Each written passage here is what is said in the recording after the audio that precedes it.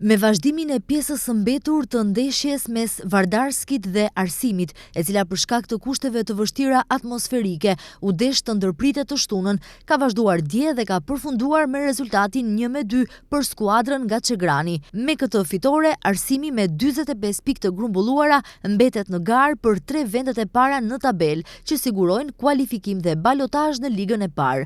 Pra java e 22 e ligës së dytë solli 2 fitore për ekipet vendase, 3 barazime dhe 3 fitore për ekipet mysafire dhe 14 gola të shënuar.